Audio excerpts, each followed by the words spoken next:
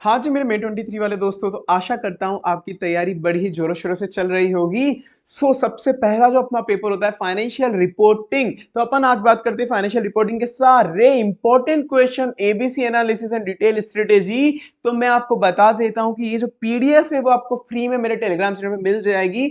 मतलब इस पीडीएफ के अंदर क्या है, ये आपका रहेगा फाइनेंशियल रिपोर्टिंग के लिए रामबाण एक तरीके से। जो भी आपको स्टार्टिंग से लेके एंड तक चाहिए वो सब कुछ मिलेगा।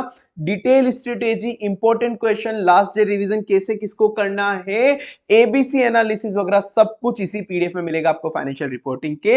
एक तरीके से रामबाण है। तो strategy, important question, ABC analysis, अरे बहुत कुछ और भी इसके अलावा भी है, टेंशन ना लो।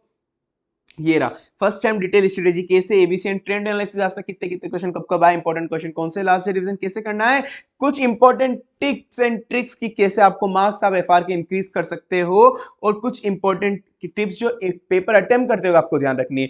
मैं फटाफट से ओवरव्यू देने वाला हूं इसका, बिल्कुल पीडीएफ का। बाकी आपको डिटेल में देखना है तो ये पीडीएफ आप उठा लेना।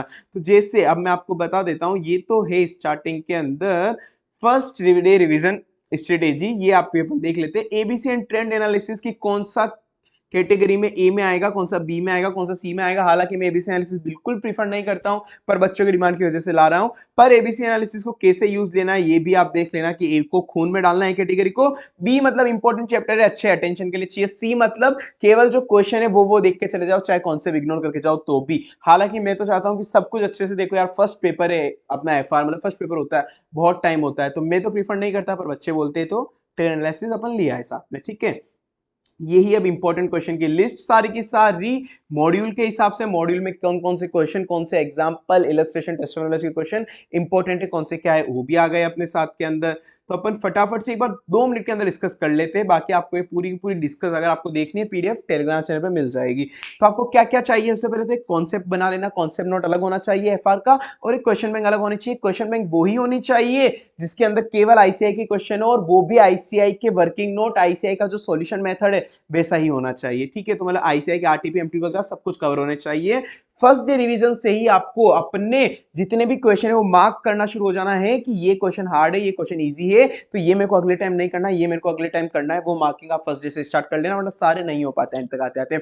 सबसे एक मेन चीज, जो भी क्वेश्चन इंपॉर्टेंट है, हार्ड है, उस क्वेश्चन पर टिक लगा के अपनी लैंग्वेज में लिख दो कि यार इस क्वेश्चन के अंदर ये एडजस्टमेंट था, तो मुझे अगली बार ये ध्यान रखना है कि ये क्वेश्चन में ये ट्रिकी चीज है, तो मैं अगली बार ऐसे ऐसे सॉल्व करूंगा। वहां पे अपनी हिंदी इंग्लिश जो लैंग्वेज कंफर्टेबल हो वहां पे ये चीज लिख दो तो बहुत ईजी रहेगा। सारे के सारे क्वेश्चन हर बार नहीं करने होते, कुछ क्वेश्चन मतलब मैक्सिमम क्वेश्चन रिपीटेड ही होते हैं कि हर क्वेश्चन के अंदर केवल एक एडजस्टमेंट नया है। जैसे सीएफएस का क्वेश्चन केवल एक एडजस्टमेंट नया है, बाकी पूरा का पूरा क्वेश्चन पिछले क्वेश्चन जैसा ही है। तो सारे वापस नहीं करने, उसको कट कर दो, जो एक नया एडजस्टमेंट है उस पर क्लिक कर दो, उस पर टिक लगा दो कि केवल मेरे को अगली बार ये नया एडजस्टमेंट ही देखना है, बाकी तो पूरा का पूरा सेम है।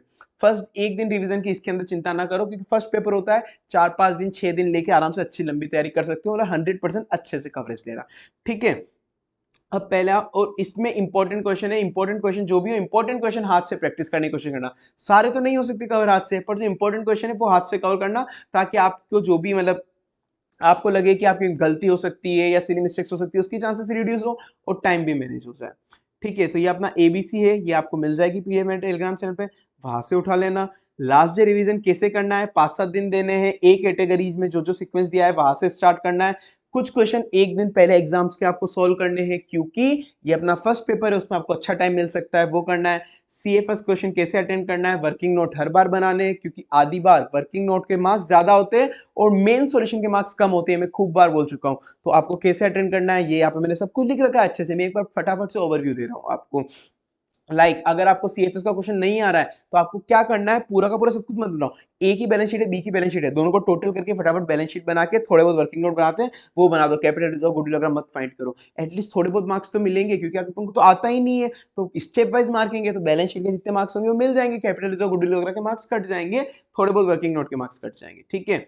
जब भी आप इंडेक्स का क्वेश्चन अटेंड करो तो इंडेक्स के क्वेश्चन मतलब सारे इंडेक्स ही होते हैं ऑफकोर्स, तो उसमें स्टार्टिंग में 2-3 लाइंस इंडेक्स के बारे में लिख दो, इंडेक्स का नंबर लिख दो, उसकी 1 मार्क्स आपको जनरली मिल जाता है स्टेप वाइज मार्किंग के अंदर। जो भी कैलकुलेशन हो रही है दिमाग में नहीं करनी है, सब कुछ वहां पे पेन पेपर पेंसिल से लिख के आओ, क्योंकि किस कैलकुलेशन का कब कहां पे मार्क्स मिल जाए नहीं पता, क्योंकि आईसीआई स्टेप वाइज मार्किंग देती है।